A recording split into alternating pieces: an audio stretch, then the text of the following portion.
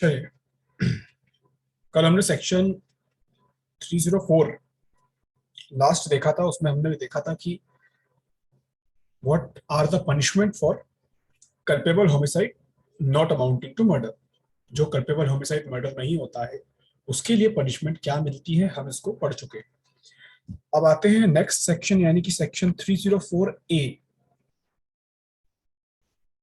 Causing death by negligence.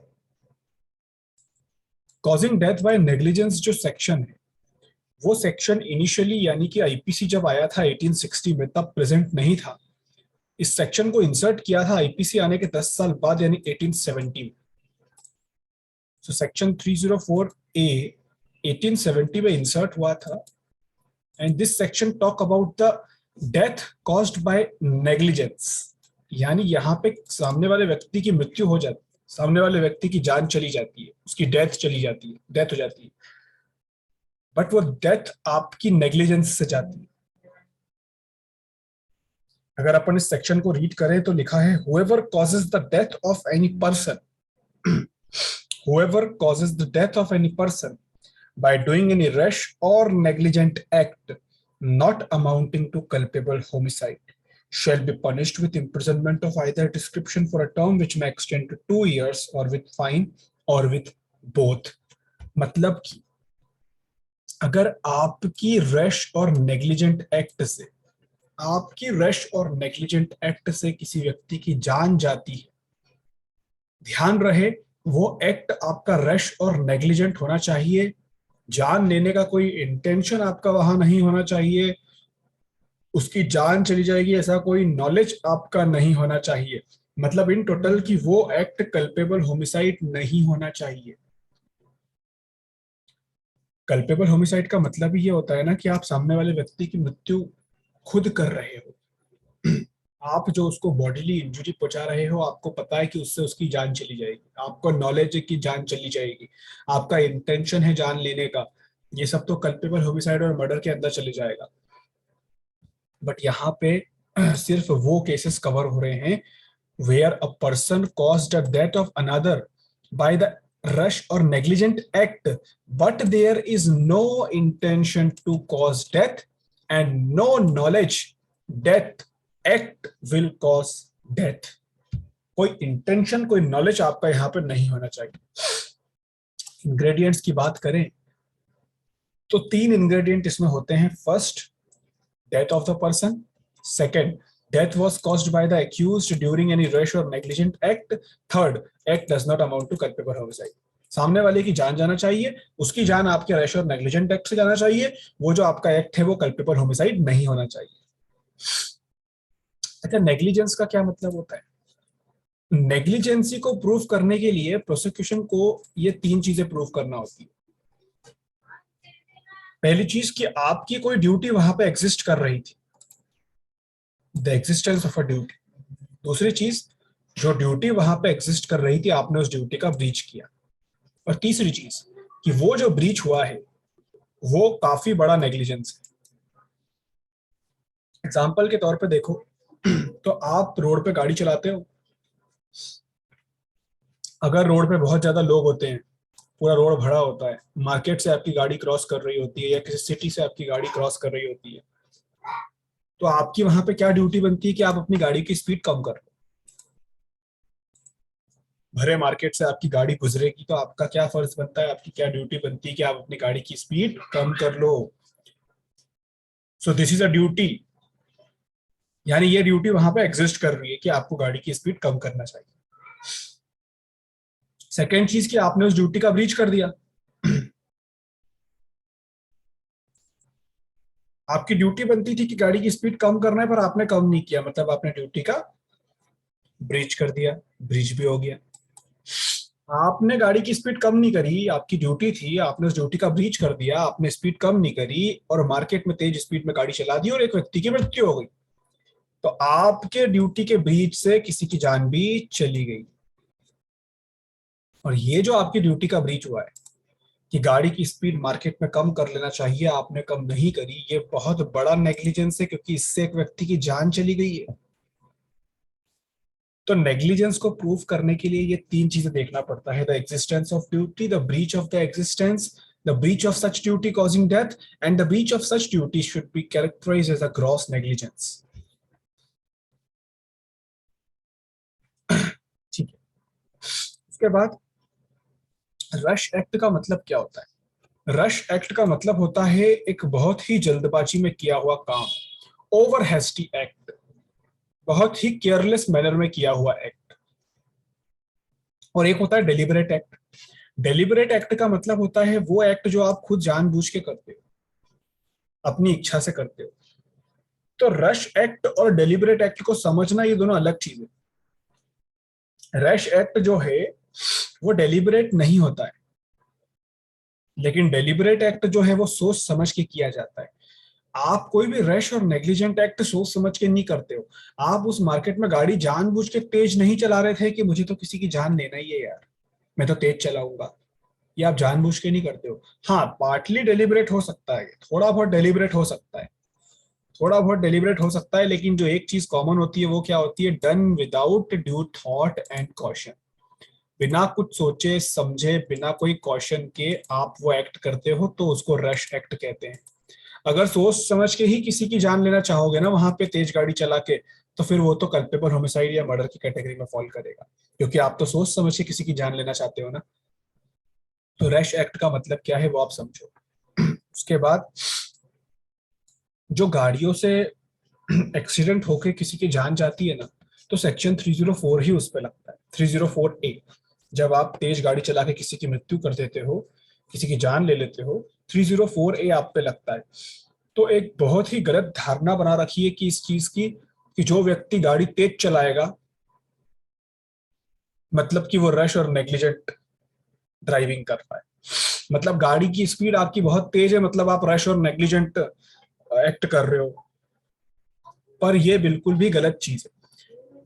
Supreme court ने Ravi Kapoor versus state of Rajasthan 2012 case में ये चीज क्लियर कर दी थी कि कोई व्यक्ति रैशली और नेग्लिजेंटली ड्राइव कर रहा है, ये चीज उसकी स्पीड से नहीं पता लगाई जा सकती। यानी कोई व्यक्ति तेज गाड़ी चला रहा है, इसका मतलब ये नहीं कि वो रैशली और नेग्लिजेंटली ही चला रहा होगा। गाड़ी की स्पीड से उसकी रशनेस और नेग्लिजेंसी का पता लगाना एक गलत चीज है। रश और नेग्लिजेंट का मतलब होता है बिना प्रिकॉशन के चलाना, गलत तरीके से चलाना, मार्केट में तेज चलाना। अगर आप हाईवे पे गाड़ी चला रहे हो 80 की स्पीड से और किसी की मृत्यु हो जाती है, थोड़ी बोलेंगे कि आपने रशली और नेग्लिजेंटली गाड़ी ड्राइव करी है। यार हाईवे पे तो 80 की स्पीड से ही गाड़ी चलाना पड़ती है, जो 30-40 से चलाएगा वो मर जाएगा बेचारा। तो स्पीड ऑफ द व्हीकल से रेशनेस और नेग्लिजेंसी का पता नहीं लगाया जाता, इसको याद रखिएगा। उसके बाद अब आप ये भी मत सोचिएगा कि 304A के अंदर सिर्फ तेज गाड़ी चलाने का मामला, रैश और नेग्लिजेंट ड्राइविंग से किसी की मृत्यु होने का मामला सिर्फ ये नहीं होता है। डॉक्टर की नेग्लिजेंसी भी इसके अंदर आती है। अगर डॉक्टर ने कोई नेग्लिजेंट एक्ट किया और उस डॉक्टर की नेग्लिजेंट एक्ट के कारण, रश एक्ट के कारण किसी पेशेंट की मृत्यु हो जाती है, तो वो भी 304A के अंदर आता है। पर ये नेग्लिजेंसी को प्रूव करना बहुत मुश्किल होता है, ठीक है, क्योंकि जब तक डॉक्टर अपनी ड्यूटी रीजनेबल केयर और रीजनेबल कॉम्पिटेंस से पूरी कर रहा होता है, तब तक उसके ऊपर नेग्लिजेंस का चार्ज नहीं लगाया जाता। खैर, पनिशमेंट की बात करें तो बहुत ज्यादा नहीं है, 2 साल का इम्प्रिजनमेंट है, या तो फाइन है या फिर दोनों भी हो सकता है। या तो 2 साल का इम्प्रिजनमेंट लगा दो, या फाइन से भी काम चल जाएगा, या दोनों से भी काम चल जाएगा।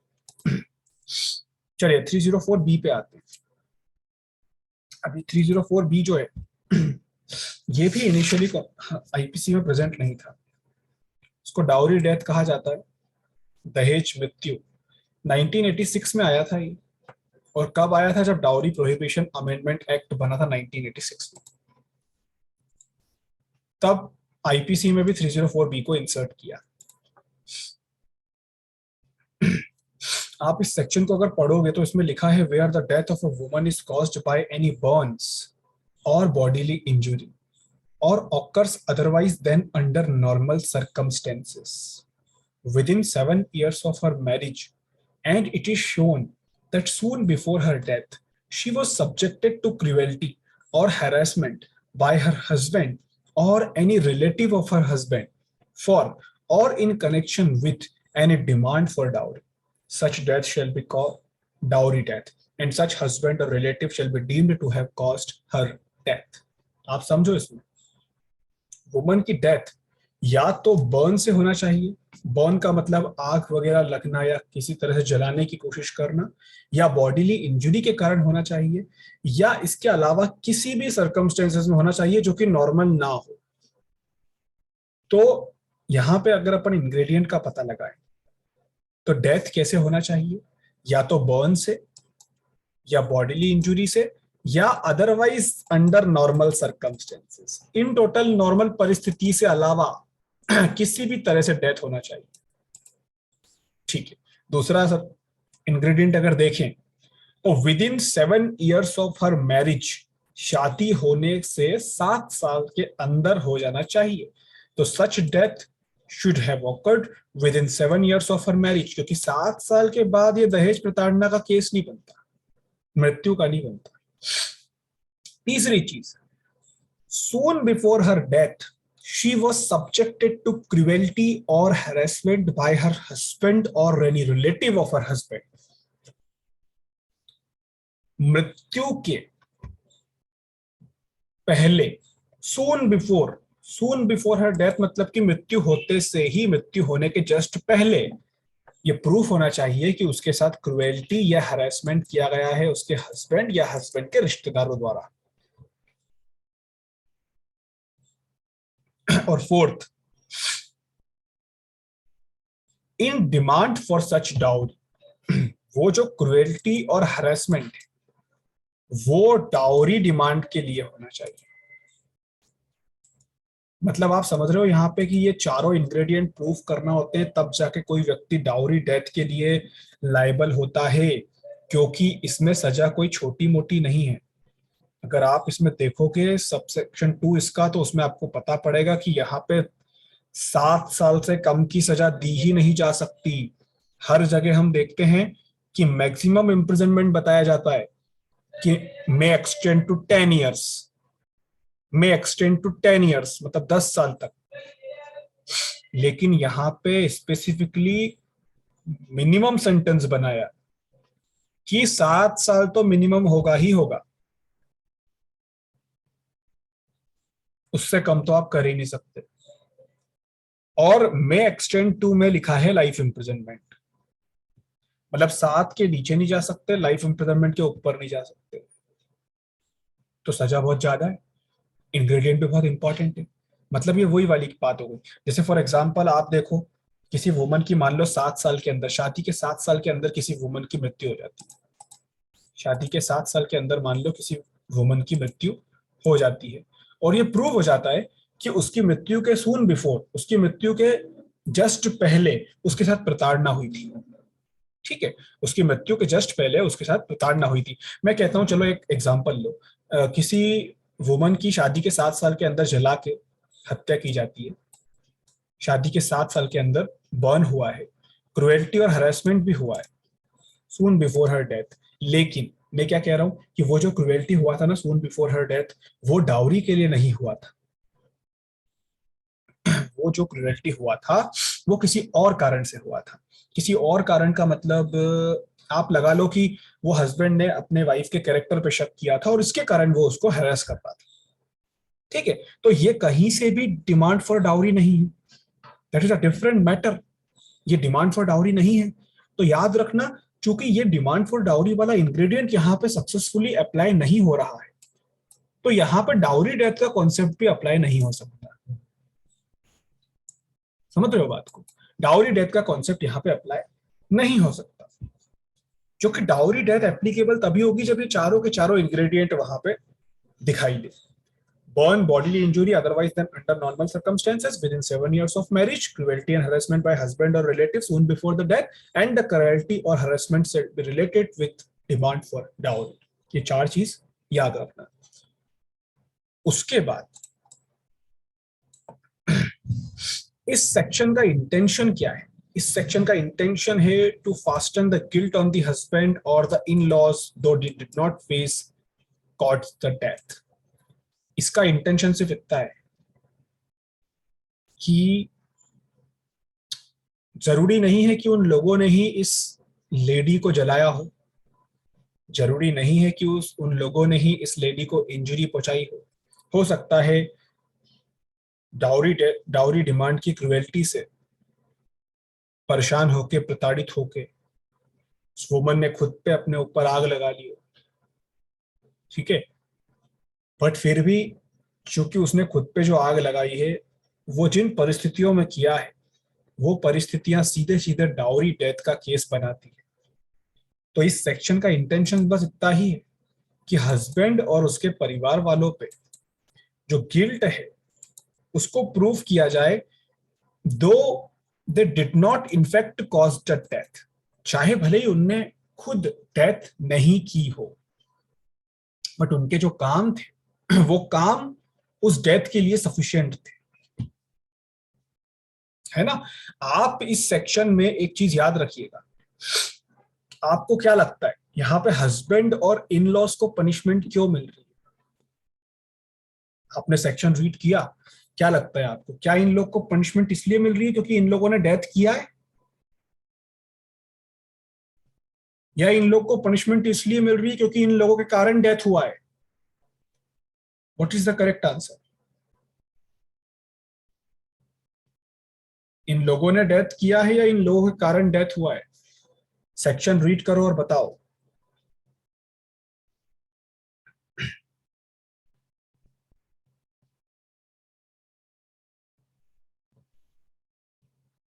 प्रीत जवाब दो।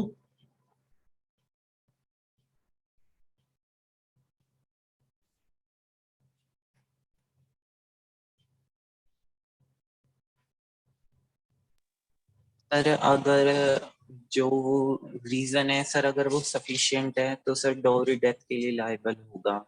लेकिन सर अगर सफिशिएंट नहीं है तो सर फिर शायद नहीं होगा। मेरा सवाल एक बार फिर से ध्यान से सुनिए, आप तीनों मेरा सवाल ध्यान से सुनिए। जो व्यक्ति मर्डर करता है उसको मर्डर की पनिशमेंट मिलती है, सही है। जो व्यक्ति मर्डर करता है उसको मर्डर की पनिशमेंट मिलती है। सिमिलरली यहाँ पे हस्बैंड को और उसके इन लॉज को डाउरी डेथ की पनिशमेंट क्यों मिल रही है? क्या इन्होंने उस वुमन की डेथ की है या इन लोगों के कारण उस वुमन की डेथ हुई है? सर इन लोगों के कारण उस वुमेन की डेथ हुई है। और ये हमें कैसे पता चलता है? सर ये हमें पता चलता है कि सब्जेक्टेड टू क्रुएल्टी और हैरेसमेंट बाय हर हस्बैंड और एनी रिलेटिव। ठीक है, और एक और जगह पे पता चलता है, इस सेक्शन की सबसे पहली line, where the death of the woman is caused by, where the death of the woman is caused by, ऐसा नहीं लिखा है कि whoever cause the death of the woman. अगर उनके कारण होता तो whoever cause the death of woman लिखते, बट इनने whoever cause the death of woman नहीं लिखा है, इनने लिखा है where the death of the woman is caused bye. मतलब कि क्रुएल्टी अगर हस्बैंड ने कर दी है डाउरी डिमांड के लिए, उसके बाद उस वुमन ने खुद पे भी आग लगा ली है, तो भी वो डाउरी डेथ के अंदर आएगा। समझ रहे हो ना बात को? यही इस सेक्शन का सबसे मेन पार्ट है कि जरूरी नहीं है कि वो आग लगाने वाला हस्बैंड ही, हस्बैंड को तो सिर्फ डिमांड फॉर डाउरी करना है, सून बिफोर द डेथ करना है, शादी के 7 साल के अंदर करना है, फिर चाहे वो वुमन खुद अपने आप को जला के मर जाए। डाउरी का मीनिंग यहाँ पे section 2 of dowry prohibition act वाला है। सून बिफोर हर डेथ वाली चीज को काफी सीरियसली लिया जाता है, क्योंकि सून बिफोर हर डेथ का पता लगाया जाना बहुत मुश्किल होता है। मृत्यु के जस्ट बिफोर, मृत्यु के सून बिफोर, पहले सून बिफोर हरासमेंट हुआ है कि नहीं हुआ है, इस चीज का मतलब क्या होता है? प्रॉक्सिमिटी टेस्ट यहाँ पे अप्लाई किया जाता है। प्रॉक्सिमिटी टेस्ट का मतलब होता है कि the determination of the period which can come within the meaning of soon before the death is to be determined by the court depending upon the fact and circumstance of the case. अब ये soon before death का मतलब क्या? Death के 1 घंटे पहले, 2 घंटे पहले, 24 घंटे पहले, 48 घंटे पहले, कैसे मालूम पड़ेगा soon before death का मतलब क्या होता है? तो soon before death का मतलब होता है जो हर केस के फैक्ट और सर्कमस्टेंसेस पे डिपेंड करता है। हर केस के लिए कोई हार्ड एंड फास्ट रूल नहीं बनाया जा सकता जो सब पे अप्लाई हो जाए, ठीक है। उसके बाद एक केस था 2011 का सुप्रीम कोर्ट का, Rajveer Singh versus state of Haryana. इसमें सुप्रीम कोर्ट ने यह कहा था कि जितनी भी ट्रायल कोर्ट होती है वो ट्रायल कोर्ट सेक्शन 202 भी ऐड कर दो 304B के साथ। मतलब जब जब 304B का सेक्शन लगे, यानी कि डाउरी डेथ का सेक्शन लगे, तो उसी टाइम पे सेक्शन 302 भी लगा दो, मर्डर का सेक्शन भी लगा दो, ताकि डेथ सेंटेंस दी जा सके ऐसे हीनियस और बार्बरिक क्राइम्स में। वुमन के अगेंस्ट जो क्राइम होते हैं उसमें डेथ सेंटेंस भी दिया जा सके। अच्छा, डेथ सेंटेंस देने के लिए 302 लगा रहे हैं ये लोग, क्योंकि 304B में तो डेथ सेंटेंस दिया नहीं जा सकता। अच्छा, ये चीज एप्लीकेबल कब होगी? अब मुझे एक चीज आपको बताना है। मैंने आपको कुछ देर पहले कहा कि जरूरी नहीं है कि डाउरी डेथ में जो डेथ हुई हो वो हस्बैंड के हाथों से ही हुई हो। अगर उन्हें नहीं भी की है पर उन्हें डिमांड किया डाउरी का, उस कारण मृत्यु हुई है, तो वो डाउरी डेथ के लिए लायबल रहेंगे। लेकिन मान लो कि अगर हस्बैंड ने ही मृत्यु करी होती, उसने ही खुद जलाया होता, तो उस केस में तो सेक्शन 302 भी लगा सकते हैं ना। 304 तो लगेगा ही लगेगा, क्यों? क्योंकि डाउरी डेथ है।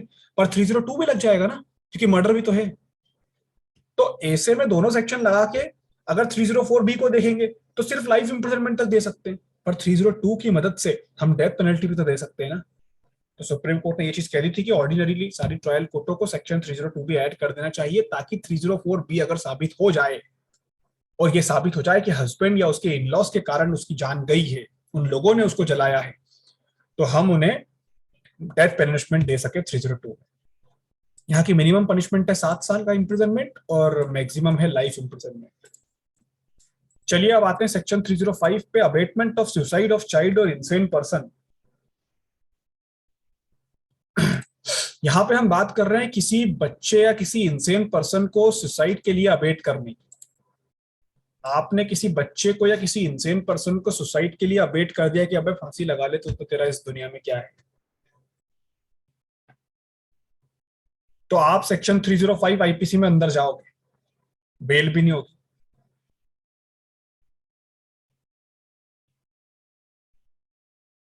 और बहुत बड़ा ऑफेंस है, बहुत गंभीर ऑफेंस है।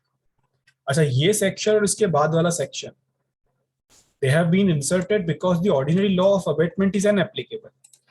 आप कहोगे सर हमने अबेटमेंट के लिए तो अबेटमेंट का अलग से एक प्रोविजन पढ़ रखा है, बट आप देखो हमने वहां पे एक चीज और पढ़ी थी कि जिन चीजों का अबेटमेंट स्पेसिफिकली आईपीसी में प्रोवाइडेड है उनका अबेटमेंट हमको वहीं से पढ़ना पड़ेगा। जैसे ये देखो, abetment of suicide of child express provision दिया आईपीसी के अंदर, तो इसको हमको यहीं से पढ़ना पड़ता है। एक और चीज, ये एप्लीकेबल तभी होगा इनफैक्ट जब सुसाइड कमिट हो जाएगी, यानी वो बच्चा और वो इंसेन पर्सन सुसाइड कर ले तो ही ये चीज एप्लीकेबल होगी। अगर उसने सुसाइड किया ही नहीं तो आपके ऊपर अबेटमेंट ऑफ सुसाइड का चार्ज ही नहीं बनेगा। सेक्शन को पढ़ते हैं, इस पे लिखा है if any person under 18 years of age, child का मतलब यहाँ पे होता है 18 साल से कम का बच्चा, और एनी इंसेन पर्सन और any delirious person. Delirious person का मतलब होता है जिसकी स्टेट ऑफ माइंड डिस्टर्ब्ड हो, दिमाग काम नहीं करता हो, और एनी इडियट, इडियट का मतलब भी यही होता है पागल, और any person in a state of intoxication, कोई व्यक्ति जो कि इंटॉक्सिकेटेड स्टेट में हो, यानी कि नशे में हो, इंटॉक्सिकेटेड हो, समझ नहीं पा रहा हो, कमिट सुसाइड्स। 18 साल से कम का बच्चा, insane person, delirious person, idiot और इंटॉक्सिकेटेड पर्सन अगर सुसाइड कर लेता है तो whoever abet the commission of such suicide shall be punished with death या लाइफ imprisonment या imprisonment not extending 10 years plus fine। आई ठीक समझ में? डेथ पनिशमेंट ही इसमें, लाइफ इंप्रिजनमेंट है और 10 साल तक का इंप्रिजनमेंट भी है, not extending 10 years. Not exceeding 10 years का मतलब कि 10 साल से एक्सीड नहीं होगा। या तो डेथ दे दो सीधे, या लाइफ इंप्रिजनमेंट दे दो, या फिर 10 साल तक का दे सकते हो। अरे ये एक्सटेंडिंग लिख दिया मैंने गलती से, इसको आप एक्सीडिंग काट के एक्सटेंडिंग काट के इसको एक्सीडिंग कर लेना, ठीक है, ये एक्सीडिंग है।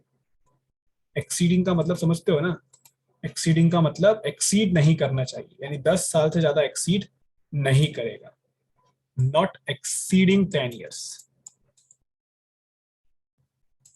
चलिए तो ये चीज समझो कि अबेटमेंट ऑफ सुसाइड आपका सक्सेसफुल तभी होगा जब उसकी सुसाइड हो जाए। मान लो वो 18 साल का बच्चा सुसाइड करने की कोशिश करता है, लेकिन उसकी सिर्फ कोशिश ही रह जाती है, उसकी सुसाइड सक्सेसफुल नहीं होती, तो आप बच गए, आप पे 305 नहीं लगेगा। हाँ कुछ और लगेगा, बताऊंगा क्या लगेगा, बट अभी तो ये नहीं लगेगा कि ये तभी एप्लीकेबल होगा तब सुसाइड हो जाएगी। अब बात करते हैं सेक्शन 306 की, अबेटमेंट ऑफ सुसाइड।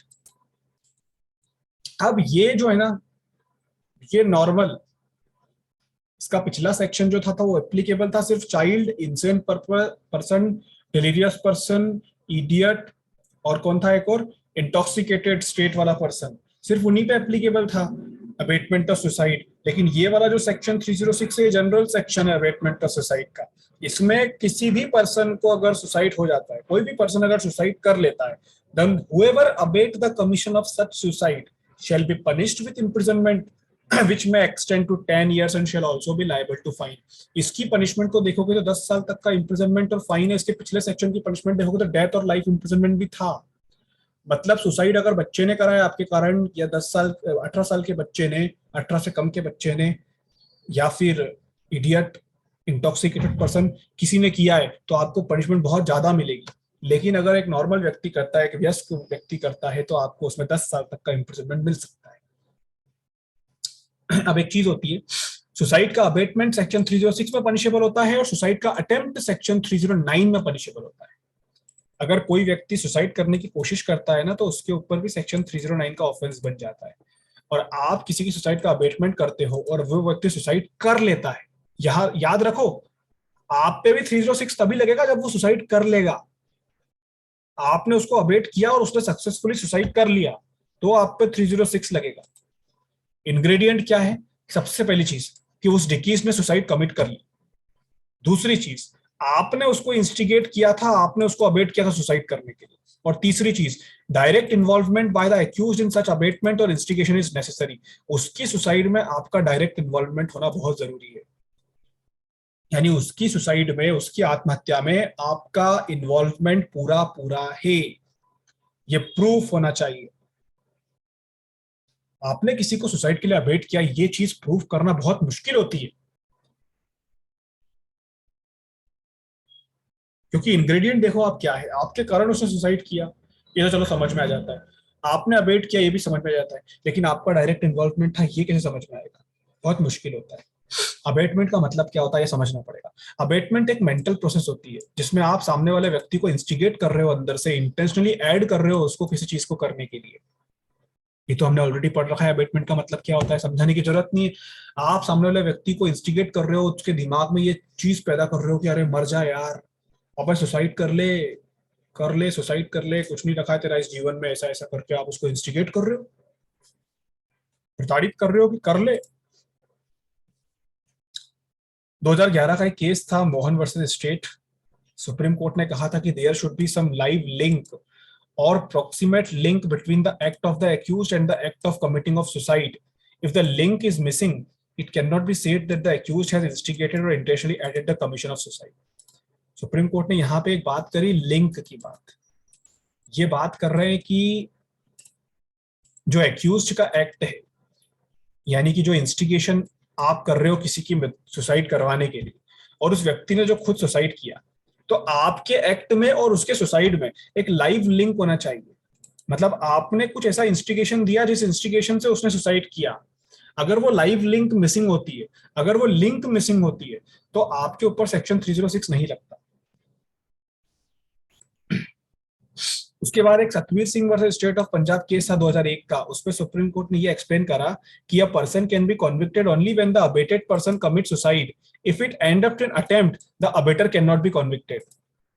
मतलब कि आप सेक्शन 306 में कॉन्विक्ट तभी बनोगे जब आपके कारण उस व्यक्ति ने सुसाइड कर लिया हो। अगर उस व्यक्ति ने आपके इंस्टिगेशन पे सुसाइड अटेम्प्ट किया पर वो सक्सेसफुली मर नहीं पाया, तो आप कॉन्विक्ट नहीं होगे, आप बरी हो जाओगे 306 में से, कोई दिक्कत नहीं। क्योंकि 306 की एप्लीकेबिलिटी क्या है कि सामने वाले व्यक्ति ने सुसाइड किया और वो मर गया, बट आपने उसको जो अबेट किया, उसने उस अबेटमेंट के कारण गले पे फंदा भी चढ़ाया, लेकिन उसका पंखा टूट गया, उसकी किस्मत अच्छी थी। अब उसका पंखा टूट गया तो उसका जो सुसाइड है वो सक्सेसफुल नहीं हुआ, मतलब वो मरा ही नहीं, तो आप पे 306 थोड़ी प्रूफ होगा अब। और 306 जो है, it provide punishment for abetment of suicide, while 309 punishes the attempt to commit suicide. Abatement of attempt to commit suicide is outside the purview of 306 and it is punishable only under section 309, read with section 107. लेकिन एक चीज, आपने अगर किसी को abate किया suicide attempt करने के लिए, जैसे कि मैंने आपको बताया ना कि आपने किसी को सुसाइड करने के लिए इंस्टिगेट किया, आपने किसी को सुसाइड करने के लिए इंस्टिगेट किया, उस व्यक्ति ने सुसाइड कर लिया, उस व्यक्ति की मृत्यु हो गई, तो आप पे कौन सा सेक्शन लगेगा? 306। क्यों लगेगा 306? क्योंकि आपने उसको अबेट किया और उसने सुसाइड किया और उसकी मृत्यु हो गई, तो आप पे 306 प्रूफ हो जाएगा। लेकिन मैं कहता हूं कि आपने उसको अबेट किया, उसने आपके अबेटमेंट से फंदा भी बनाया, पंखे पे भी लटकाया और लटक भी गया, मतलब सुसाइड किया, लेकिन उसका जो पंखा था वो टूट गया और वो गिर गया, और वो गिर गया तो वो मरा नहीं मतलब उसने सुसाइड नहीं किया, उसने क्या किया? उसने अटेम्प्ट टू सुसाइड किया। और अटेम्प्ट टू सुसाइड जो होता है वो 309 के अंदर आता है। जो व्यक्ति सुसाइड की कोशिश करता है ना, उसको भी 309 में पनिशमेंट मिलती है। अब एक चीज समझो, यहां पे ऑफेंस कौन सा हुआ है? यहां पे ऑफेंस कौन सा हुआ है? 309, अटेम्प्ट टू कमिट सुसाइड। और आपने क्या किया है? क्या आपने 306 किया? नहीं किया। क्या आपने अबेटमेंट ऑफ सुसाइड किया? नहीं किया। क्यों नहीं किया? क्योंकि भैया सुसाइड तो हुआ ही नहीं, तो अबेटमेंट ऑफ सुसाइड कहां से होगा? तो आपने क्या कर दिया यहां पे? आपने कर दिया abetment of attempt to commit suicide. जो ऑफेंस उसने किया उसका अबेटमेंट आपने किया, मतलब आपने कर दिया abetment of attempt to commit suicide. अगर उसकी सुसाइड सक्सेसफुल होती तो आप करते अबेटमेंट ऑफ सुसाइड, बट चूंकि उसकी सुसाइड सक्सेसफुल नहीं हुई है इसलिए आपने किया abetment of attempt to commit suicide. और abetment of attempt to commit suicide जो है उसको सेक्शन 309 में पनिशेबल बनाया जा सकता है, read with section 107 IPC. 107 section 107 के साथ पढ़ के उसको पनिशेबल बनाया जा सकता है। ठीक है, तो अगर आपने किसी को अबेट किया और उसने सुसाइड की कोशिश करी तो आप सेक्शन 309 में तो अंदर हो ही सकते। ठीक है, ऐसा बैरेक्ट में नहीं लिखा है, ऐसा सुप्रीम कोर्ट के केस के अकॉर्डिंग होता है। चलिए अब आते हैं section 307, attempt to murder. Murder की कोशिश करना लेकिन वो मर्डर सक्सेसफुल ना हो पाना। This and the next following section seem to apply to attempt to murder in which there has been not merely a commencement of an execution of the purpose, but something little short of complete execution, the consummation being hindered by circumstances independent of the will of the author. यहाँ पे बात क्या है? यहाँ पे बात ये है कि आपने किसी का मर्डर करने की प्लानिंग कर ली है, आपने डिसाइड कर लिया कि मुझे किसी का मर्डर करना है, पूरी प्लानिंग कर ली है, मर्डर करने जा रहे हो, अपने पर्पस का एग्जीक्यूशन करने जा रहे हो, शुरू कर दिया है उसको मारना, मारने की कोशिश भी कर ली है, सब कुछ कर लिया है, but it remain short of complete execution. लेकिन वो कंप्लीट एग्जीक्यूशन नहीं हो पाया। कंप्लीट एग्जीक्यूशन तब होता जब आप उसका मर्डर कर चुके होते। आप उसका मर्डर करने गए लेकिन किस्मत की बात है कंप्लीटली मर्डर नहीं हो सका, कंप्लीट एग्जीक्यूशन होने से बच गया, किसी परिस्थिति के कारण आप पूरी तरह से जान नहीं ले पाए, तो कहा जाएगा कि आपने वहां पे अटेम्प्ट टू मर्डर किया है। अब अटेम्प्ट टू मर्डर में ये मत समझना कि किसी ने किसी को जोर से चाटा मार दिया तो कहा कि तूने अटेम्प्ट टू मर्डर किया, क्योंकि चाटा मारने के बाद तू बंदूक से गोली पे मारता। ऐसे केस नहीं बनते। मैंने क्या कहा? अटेम्प्ट टू मर्डर अप्लाई तब होता है जब आप मर्डर के लिए एग्जीक्यूशन करने गए थे, एग्जीक्यूशन आपने किया भी, बट जो एग्जीक्यूशन है वो थोड़ा सा कम रह गया, कुछ परिस्थिति के कारण वो कंप्लीट नहीं हो पाया, तब अटेम्प्ट टू मर्डर लगता है। इंग्रेडिएंट्स इसके पढ़ते हैं। इंग्रेडिएंट सबसे पहला है कि the death of the human being was attempted. अब यहाँ पे देखो डेथ तो होना नहीं चाहिए, क्योंकि अगर डेथ हो जाएगी तो फिर तो वो मर्डर ही कहला जाएगा। तो डेथ जो है उसकी कोशिश की गई, डेथ करने की कोशिश की गई। Such death was attempted by और in consequence of the act of the accused. वो डेथ अटेम्प्ट करने की जो आपने कोशिश करी थी वो एक्यूज्ड के एक्ट से की गई थी। और वो जो एक्ट था, such act was done with the intention of causing death or it was done with the intention of causing bodily injury as the accused knew to be likely to cause death, or which was sufficient in the ordinary course of nature to cause death, or that the accused attempted to cause death by doing an act to him which so immediately dangerous it must in all probability cause death। देखो ये जो इतना portion है ना, इतना portion, ये third वाला portion मैं आपको ये एक्सप्लेन नहीं करूंगा। क्यों नहीं करूंगा उसका रीजन बताता हूँ। देखो ये वही चीज है जो अपन ने मर्डर में पढ़ी थी। कौन सी चीज है ये जो अपन ने मर्डर में पढ़ी थी? क्या पढ़ी थी मर्डर में? मर्डर के लिए मैंने आपको इंग्रेडिएंट बताए थे कि इस इंटेंशन से कि सामने वाले की जान लेना चाहते हो उस पर अटैक करो, इस इंटेंशन से कि उसको बॉडीली इंजरी पहुंचाना चाहते हो जो उसकी जान ले लेगी, एक ऐसी इंजरी जो सफिशिएंट है उसकी जान लेने के लिए, एक ऐसी चीज जो इमिनेंटली डेंजरस है कि उसकी जान चली जाएगी। ये सब मर्डर के इंग्रेडिएंट है।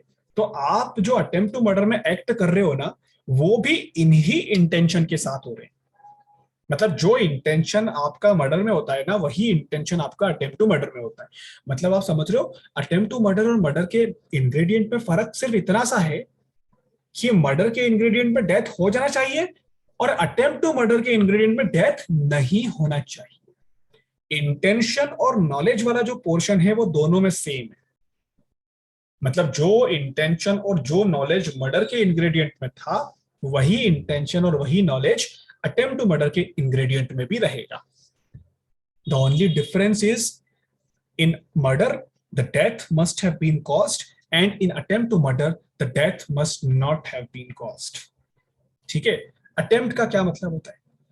अटेम्प्ट का मतलब एक intentional preparatory action which fails in its object. Attempt actual में होता कुछ भी नहीं है। अटेम्प्ट का मतलब सिर्फ ये होता है कि आप जो एक्ट करने गए थे, आप जिस इंटेंशन से एक्ट करने गए थे, जो आपका एक्शन आपको करना था, उसका ऑब्जेक्ट फेल हो गया, वो होने से चूक गया। किसी व्यक्ति के ऊपर जानलेवा हथियार से अटैक करना, किसी व्यक्ति के ऊपर जानलेवा हथियार से अटैक करना रात के 1 बजे और पुलिस की गाड़ी का सायरन सुन के वहां से भाग जाना, क्योंकि पुलिस की गाड़ी की आवाज सुन के आप भाग गए तो वो व्यक्ति मरा नहीं, बट आपने उसके ऊपर जानलेवा हथियार से हमला किया था, यानी आप उसकी जान लेने के पर्पज से आए थे, तो ये अटेम्प्ट टू मर्डर कहलाएगा। और ये इंटेंशन और नॉलेज से इसको पता लगाया जा सकता है। ठीक है, चलिए रिजॉइन कर लीजिए, फिर आगे बताता हूं।